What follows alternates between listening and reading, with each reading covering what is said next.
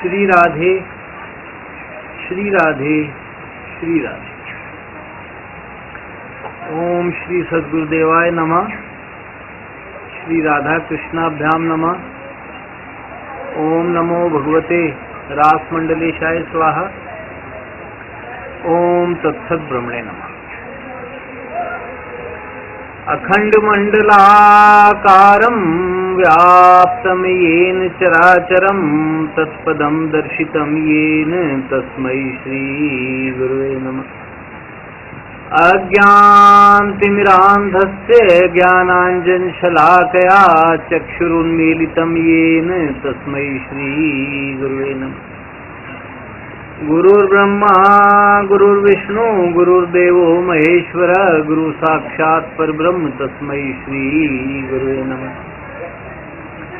वंशी विभूषित करार्णवनीरदाभात् पीताम्बरादरुण बिंब फलाधरोष्ठात् पूर्णेन्दु सुंदर मुखादरविंद नेत्रात् कृष्णात् परम किमपि तत्त्वमहं न जाने।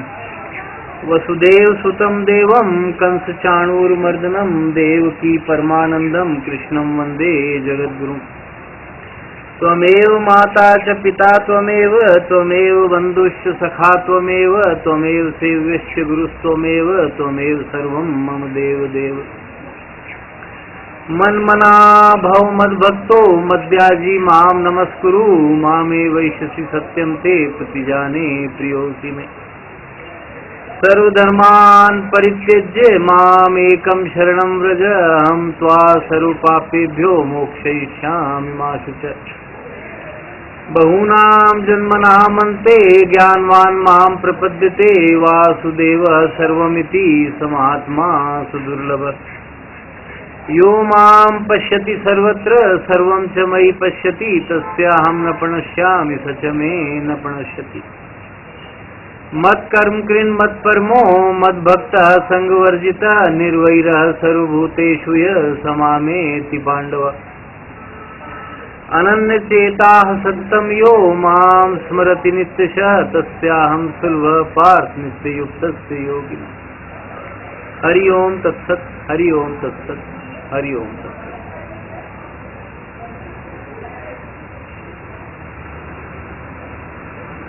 व्याख्यान माला का आज 25वां पुष्प भगवान को अर्पित किया जाता है। इसका विषय है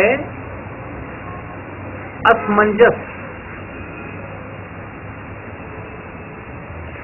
कई बार साधक को असमंजस हो जाता है, संशय हो जाता है, क्योंकि मन है, मन में लाखों करोड़ों विचार घूमते हैं, तो स्वाभाविक है कभी कभी लगता है पता नहीं मैं सही मार्ग पर हूं या नहीं हूं। बहुत सी बात है। तो एक प्रसंग इस विषय में ध्यान से सुनने योग्य है।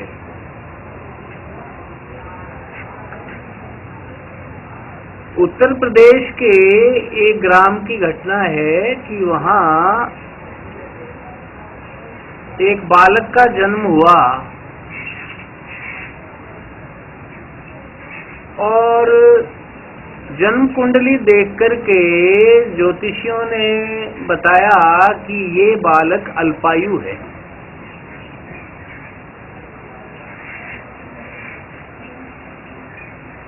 अब इसीलिए प्रायः व्यवस्था भगवान ऐसी करते हैं कि किसी की आयु और मृत्यु का स्थान और मृत्यु का कारण बताते नहीं। अन्यथा जिस घर में वो पैदा हुआ वहां भी शोक छा जाएगा, वो खुद भी शोकाकुल रहेगा, वो कोई भी कार्य ढंग से नहीं कर पाएगा। लेकिन जो ज्योतिष के पारंगत विद्वान हैं उनको पता चल जाता है। तो उन्होंने बताया कि भाई बालक तो अल्पायु है, और ये बताकर चले गए भाई उनका इतना ही था, वो किसी को अल्पायु से दीर्घायु तो नहीं बना सकते थे। सबकी सामर्थ्य अलग है, सबका क्षेत्र अलग है। अब संतों का सामर्थ्य अनंत होता है, वो कुछ भी कर सकते हैं। तो अब यही विचार परिवार में रहने लग गया। बालक तो बेचारा क्या जाने, छोटा था, थोड़ा बड़ा हो गया तो कुछ समझदार हुआ, तो एक महात्मा उनके घर में पधारे।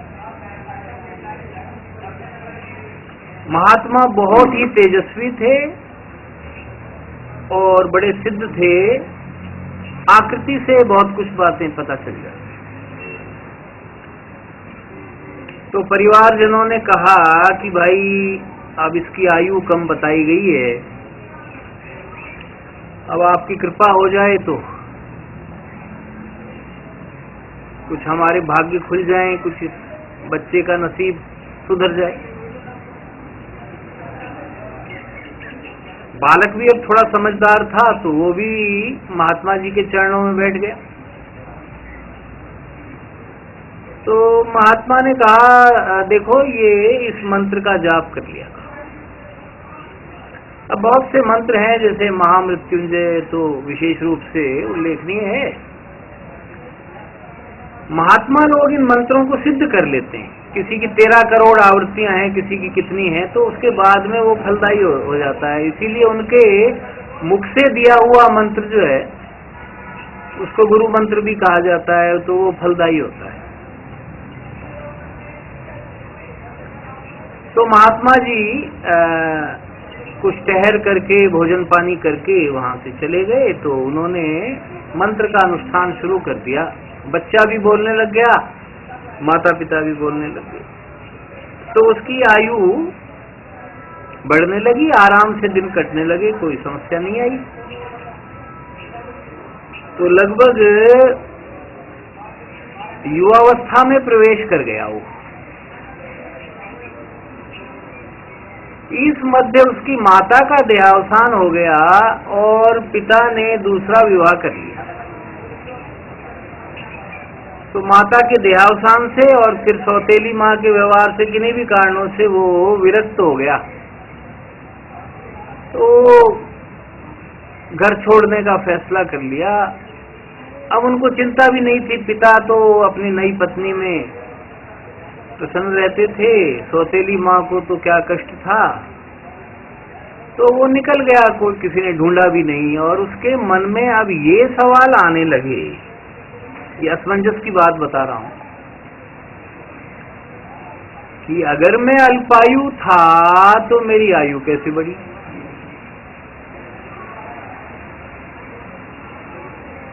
अगर मंत्र से आयु बढ़ी तो गुरु की क्या स्थिति है। फिर सब कुछ अगर महात्मा कर सकते हैं तो फिर मंदिर क्यों जाएं, पूजा क्यों की जाए।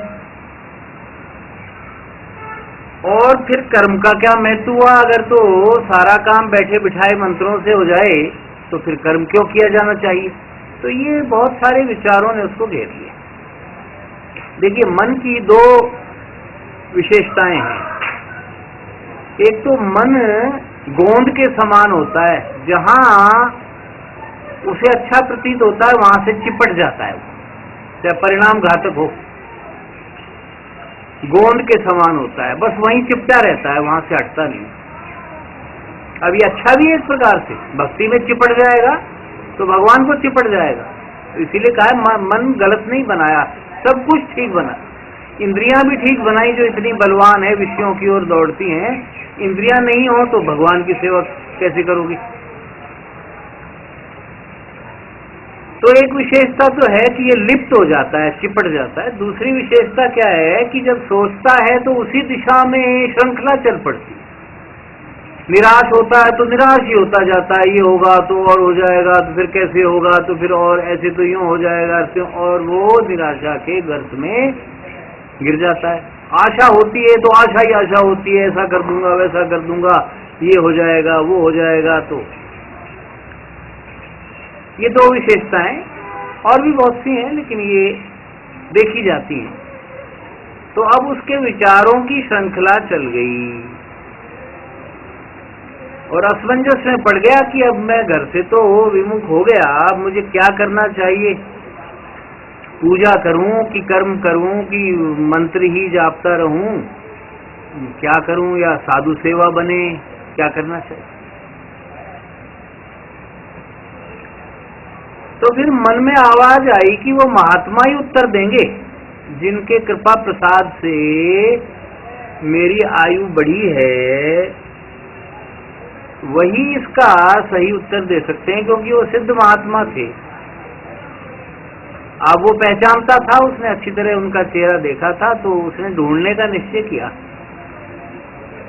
तो ब्रज की तरफ निकल पड़ा, और क्योंकि वहाँ साधु संत ज्यादा थे, तो जहाँ भी साधुओं की टोली होती वो वहाँ गौर से देखता कि कहीं वो मेरे गुरुदेव गुरु ही हुए, जो आयु को ही जो है उन्होंने बढ़वा दिया, वो कहीं मिले तो मैं उनके चरणों में अपने संशयों का निवेदन करूं, तो मेरे संशयों का नाश हो।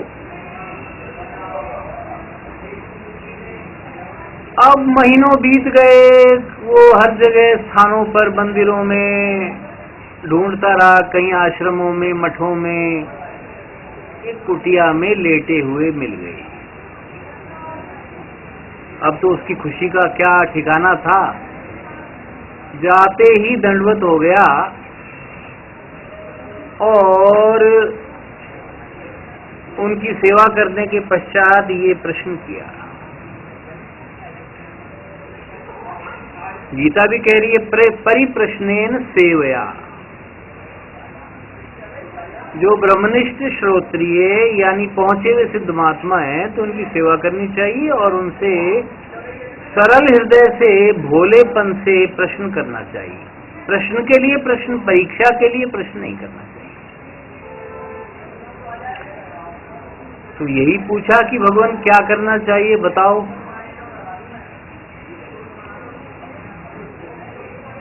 तो गुरुदेव ने कहा कि देखो बेटा, ये रहस्य तो बहुत गूढ़ है, मैं मोटे तौर पर तुम्हें एक लौकिक उदाहरण देकर के समझाता हूं। वैसे तो इस लीला को कोई भी नहीं समझता है, लेकिन मैं अपने ज्ञान, अनुभव और योग्यता के हिसाब से तुम्हारा समाधान कर रहा हूं कि इस जीवन के कर्म फल को आप एक खाता बही के बैलेंस के रूप में जानो। खाता बही है, एक पृष्ठ को एक जन्म जान लो। तो संचित है, संचित में से जो जो जन्म का पत्र खुलता जाएगा, उस जन्म का वो प्रारब्ध होगा, भाग्य, फेट, डेस्टिनी, कुछ भी कहो। अब उसमें कैरी फॉरवर्ड और ब्रॉड फॉरवर्ड आपने सुने होंगे, ये शब्द मैं भी कुछ बहुत ज्यादा परिचित नहीं हूं, लेकिन कि भाई पिछला शेष अगले पृष्ठ पर आ जाता है। तो पिछले जन्म का शेष आ गया कि अब संचित में इसके ये बचा है, और इस जन्म के ये प्रारब्ध हैं जो पिछले के हिसाब से अब नए करेगा, तो वो ऐड या होते जाएंगे या लेस होते जाएंगे। फिर नया बैलेंस होगा, वो अगले जन्म में खुल जाएगा। मान लो अच्छे कर्मों का भी एक अकाउंट है और बुरे कर्मों का भी है। अब अच्छा करोगे तो अच्छे में ऐड हो जाएगा, बुरा करोगे तो बुरे में ऐड हो जाएगा। फिर उन्होंने समझाया कि सारा आवश्यक है। जैसे एक पेड़ के लिए केवल प्रकाश से काम नहीं चलता है, मिट्टी भी चाहिए, केवल मिट्टी से काम नहीं चलता है, पानी भी चाहिए, केवल पानी से भी काम नहीं चलता है। तो सब कुछ चाहिए। इसी तरह हमें कर्म भी अच्छे से अच्छे करने हैं, भगवान की भक्ति भी बहुत अच्छे तरीके से करनी है, और मंत्र आदि जाप जो भी है भगवान को प्रसन्न करने के लिए जो जो विधियां हैं वो हमें करनी ही चाहिए। लेकिन सबसे महत्वपूर्ण जो है वो गुरुदेव है। अब वो कैसे, तो वो सुनो। अब ये तो पत्रे चलते ही रहेंगे, अच्छे में अच्छा ऐड हो गया, बुरे में बुरा ऐड हो गया, फिर वो बैलेंस निकल कर आया तो उस हिसाब से अगला जन्म हो गया। बहुत अच्छे हैं तो स्वर्ग मिल गया, बहुत बुरे हैं तो नरक मिल गया, मिले जुले हैं तो वापस पृथ्वी मिल गई। अब ये मत पूछिए कि स्वर्ग नरक किसने देखा है। मैंने बार बार कहा था, हमसे बहुत उन्नत लोग हैं और हमसे अवनत लोग भी हैं। चलो उतना भी न माने, कोई प्रारंभ कर रहा है और भौतिकवाद का चश्मा लगा हुआ है तो उसको ये समझ लेना चाहिए कि चलो हर चीज इस पृथ्वी पर है। कुछ लोग ये कहते हैं कि स्वर्ग नरक यही है, वो भी अपने हिसाब से ठीक है, तो गलत तो कुछ है ही नहीं। गीता भी कह रही है कि असत की तो सत्ता ही नहीं है और सत का अभाव नहीं है। ये कैसे ठीक है? ये ऐसे ठीक है कि मान लो एक तो ऐसे परिवार में जन्म ले रहा है जहां धन भी खूब है, धर्म भी खूब है, और उसको कुछ करने की जरूरत नहीं है। ऐसे ऐसे मकान आपने देखे होंगे, 500-500 कमरे हैं। शेखावाटी की तरफ निकल जाए तो 400-400, 5-5 कमरों की हवेलियां। अब वो चले गए, वो अलग बात है कि आज उसमें कबूतर बैठते हैं और किसी को किराए से भी नहीं, फ्री में भी रखवाने के लिए घूमते हैं कि भाई दिया बत्ती हो जाए तो लोग डरते नहीं आते। 400 कमरों में हमें डर लगेगा अकेले, क्या पता कोई भूथा हो, भूतों का फलसेरा हो, नहीं जाते। उजाड़ पड़े हैं, वो बनवा दिए पड़े हैं, ठीक है। कहने का आशय ये है कि जब वो आबाद थे तो इतने बड़े बड़े मकान हैं, इतने बड़े खेत खलियान हैं, इतने बड़े बगीचे हैं उनके, और उनके कुत्ते भी एसी के अंदर आइसक्रीम खाते हैं। तो ये स्वर्गीय है इस पृथ्वी का। तो और एक आप कहीं ऐसे स्थान पर चले जाएं जहां गरीबी बहुत अधिक है, कई प्रांत ऐसे हैं, मैंने आंखों से देखा है, काला काला जैसे कोई डीजल या तेल होता है, ऐसा पानी खड़ा है 4-4 फीट, उसी में बल्ली खपच्ची गाड़ रखी है, तिरपाल से सिलाई करके उसका छप्पर बना रखा है,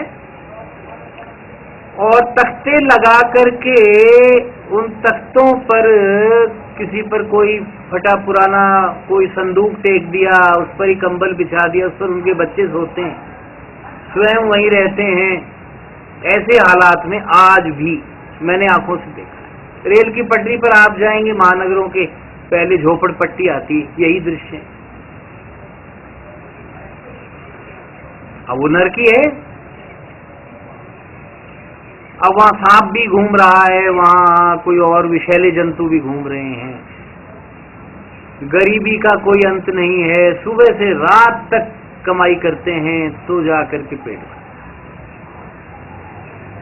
तो इस पृथ्वी पर सब तरह के हैं लोग, तो एक तो वहां पैदा हो रहा है।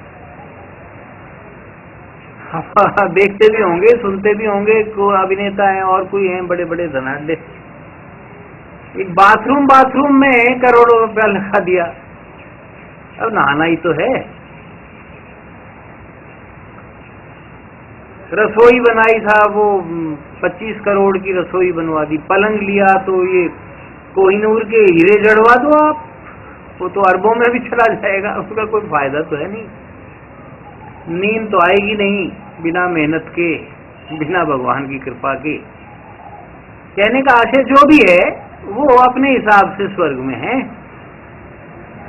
और वो जिनका जन्म ही वहां हुआ है वो नरक में ही है।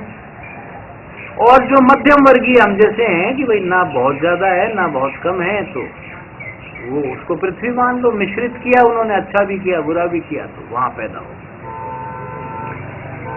लेकिन ये खाता तो चलता रहा ना, फिर मृत्यु हो रही है, मैंने बताया।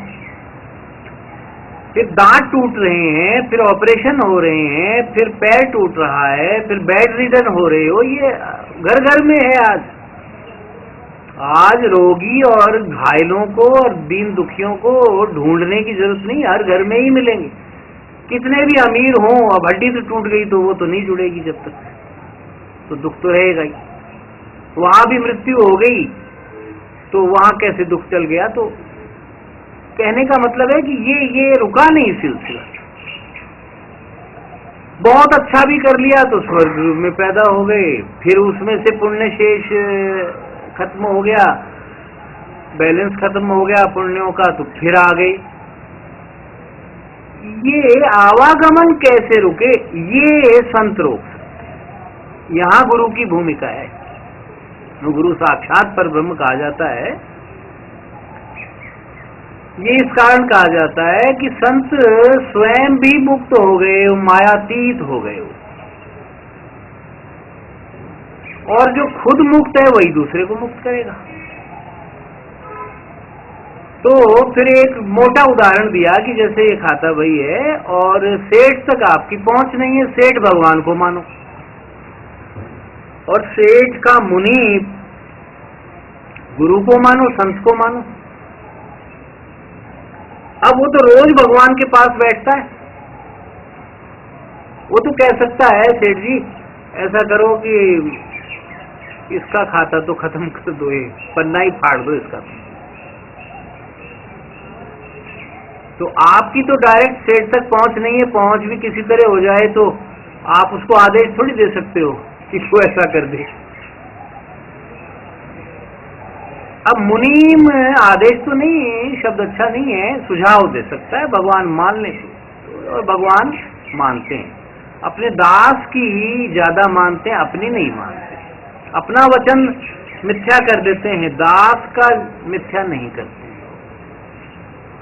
पक्की बात, अगर यथार्थ में दास है तो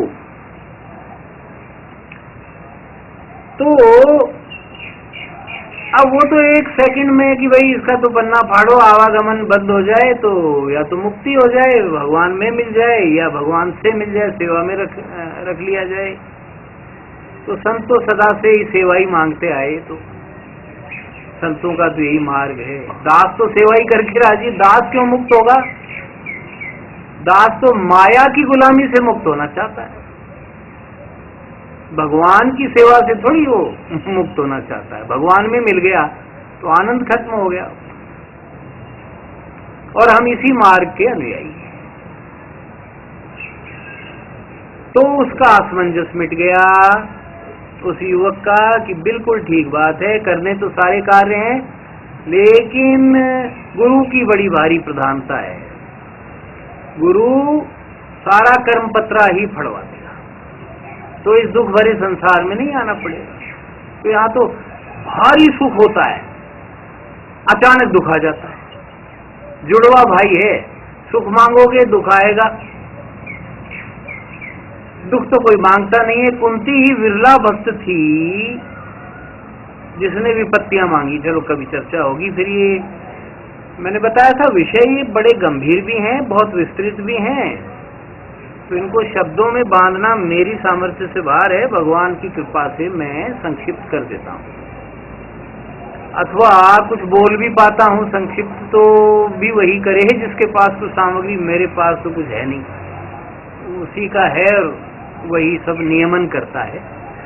तो कहने का आशय ये है कि हमें भी कई बार भक्ति में ये असमंजस हो जाता है कि कर्म करें या पूजा करें या गुरु का वंदन करें कि क्या करें क्या नहीं करें, मंत्र जाप करें कि स्वाध्याय करें, क्या नहीं, सारा करना है, लेकिन प्रधानता गुरु की ही है।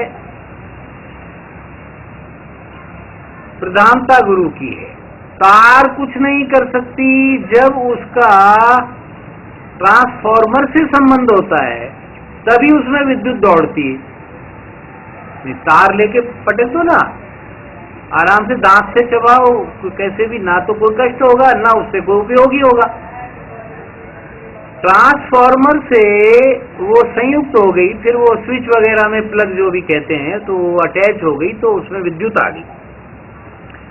अब इस विद्युत का कोई तो दुरुपयोग कर देता है, कोई सदुपयोग, उसको किसी को छुआ दो तो वो मर जाएगा करंट से, उससे ही पंखा चला लो तो आपको गर्मी में राहत मिलेगी। अब ये आपके हाथ में है, तो गुरु भी रास्ता ही बता सकता है, शक्ति देता है। अब दुरुपयोग करोगे मारे जाओगे, सदुपयोग करोगे कर जाओगे। तो हमें भी अपना असमंजस मिटा लेना चाहिए कि प्रधानता तो गुरु की है, मिलाया भगवान से उसी ने है, और वो कभी नहीं कहता कि भगवान की भक्ति छोड़कर मेरी करो ना, वो तो कहता है भगवान की भक्ति करो, चलना आपको पड़ेगा। तो उसका शरीर भी अब हो सकता है सदा न रहे, हालांकि मैंने बताया संतों का तो कुछ भी नष्ट नहीं होता, मुक्त शरीर होता है, चिन्मय शरीर होता है, वायुमंडल में विचरण करते हैं, बस हमें दिखाई नहीं देते। तो इसी प्रकार से हमें गुरु को, भगवान को प्रधानता देते हुए, चलो छोटा बड़ा भी मूर्खता की बातें हैं, समान मानना चाहिए। सबसे बड़ी बात है गुरु भगवान को समान मानो। और ये जरूरी नहीं है, गुरु सबके सहस्रार चक्र में बैठा हुआ है। सहस्र दल कमल की भावना कीजिए कि 1000 पंखुड़ियों वाला कमल है, उस पर श्वेत या भगवा वस्त्रों में मेरे गुरु विराजमान है, फिर कहीं जाने की जरूरत नहीं, वो अंदर है। यत पिंडे तत् ब्रह्मांडे, पिंड में सारा ब्रह्मांड। तो भगवान का विशेष स्थान मैंने कहा था हृदय में है। गीता कह रही है, मैं कौन होता हूँ? ईश्वर सर्वभूता नाम हृदय से अर्जुन तिष्ठति। चींटी और कोरोना के भी हृदय देश में बैठे हैं वो। सर्वभूता नाम है, सर्व मनुष्य नाम नहीं है। सभी जीवों के हृदय देश में विशेष, वैसे तो सर्वत्र है वो, तो विशेष स्थान ये। जैसे आपके घर का एक विशेष स्थान होता है, बाकी तो आप कहीं नहाते भी हैं, कहीं भोजन भी बनता है, कि एक विशेष बैठक भी बोलते हैं उसको, बैठक में आप बैठते हैं विशेष। तो हृदय विशेष स्थान है भगवान का और जीवात्मा दोनों का। और सहस्रार चक्र जो मस्तिष्क का ऊपरी भाग, चोटी का भाग है, इसमें गुरुदेव का निवास है। उनको नमन करो, नहीं गीता को मान लो, किसी को कैसे भी कर लो। तो ये असमंजस हमें समाप्त कर लेना चाहिए। फिर चूंकि अब यही प्रकरण चल रहा है कि भक्ति कैसे की जाए, तो असमंजस दूर होगा तो हम बहुत अच्छी तरीके से कर सकेंगे, पता चल जाएगा क्या करना है क्या नहीं करना। नहीं तो यही समझ नहीं आएगा कि भाई शुरुआत कैसे करें। तो होगा सब गुरु कृपा से, संत कृपा से ही होगा। कृपा ये जरूरी नहीं है कि सामने बैठे ही हो, जिनके समक्ष शरीर में है उनके तो भाग्य का कोई अंत ही नहीं है, लेकिन जिनको नहीं है इस प्रकार का प्राप्त, वो भी लाभ उठा सकते हैं। और मैंने बताया गुरु उतना ही बल्कि उससे भी ज्यादा तड़प से शिष्य की प्रतीक्षा करता है। जितना आपको गुरु की प्रतीक्षा है, गुरु को उससे ज्यादा आपकी प्रतीक्षा है, क्योंकि वो भी अपना ज्ञान लेकर नहीं जाते, वो आगे हस्तांतरित करते हैं, वितरित करते हैं। तो मेरा विश्वास है कि इससे जो भी सुनने वाले हैं उनका असमंजस दूर होने में कुछ सहायता मिलेगी। करना तो उन्हीं को है, मैंने बताया सारा कार्य आपको ही करना है। मार्ग बताया जा सकता है, चलना तो आपको पड़ेगा। तो असमंजस के विषय में आज का ये व्याख्यान पूरा हुआ। ओम सर्वे भवन्तु सुखिनः, सर्वे सन्तु निरामयाः, सर्वे भद्राणि पश्यन्तु, मा कश्चित् दुःख भाग् भवेत्। ओम शांति शांति शांति। श्री राधे श्री राधे श्री राधे।